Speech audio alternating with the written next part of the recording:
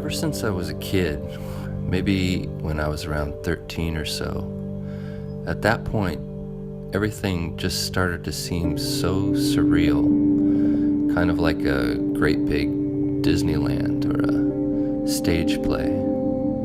Except here in this theater, the consequences were real. It all seemed pretty convincing. The highways, the malls, the big box stores, the cities, the fast food chains, the daily news, the USA. But then I thought, it's actually just a collection of real fictions. It seemed all so contradictory. And I saw the adults in my life were all feeling the weight and inertia of this collective dream, like a narrative that had its own momentum. It wasn't up to them anymore. It was off on its own career. I hoped at the time, maybe someday, we could all just snap out of it suddenly, or something.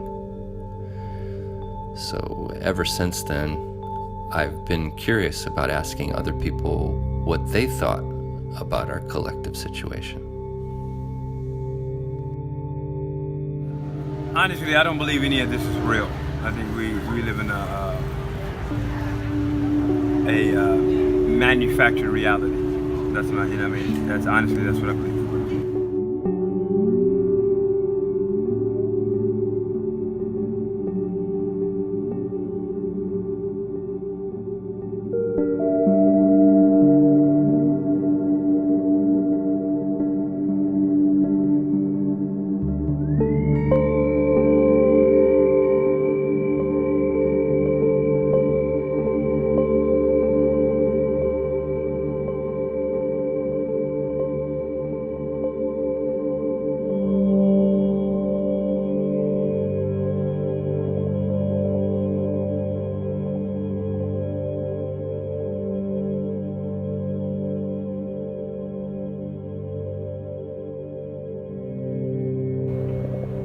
I can acknowledge that I think a lot of that where I reside, where the spaces that I walk through are constructed.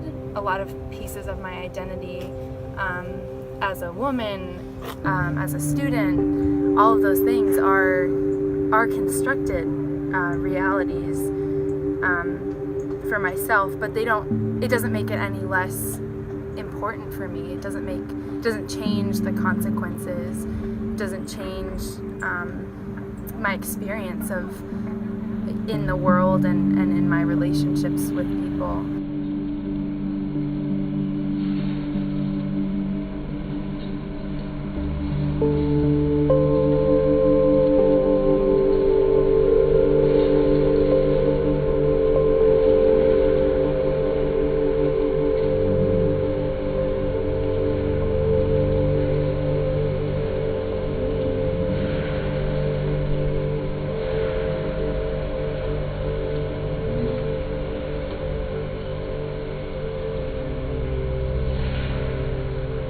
As a scientist, what you wind up realizing is that in the observable universe, there's only about 10 to the 80 atoms, and the special configuration that they're in gives rise to what we have on Earth.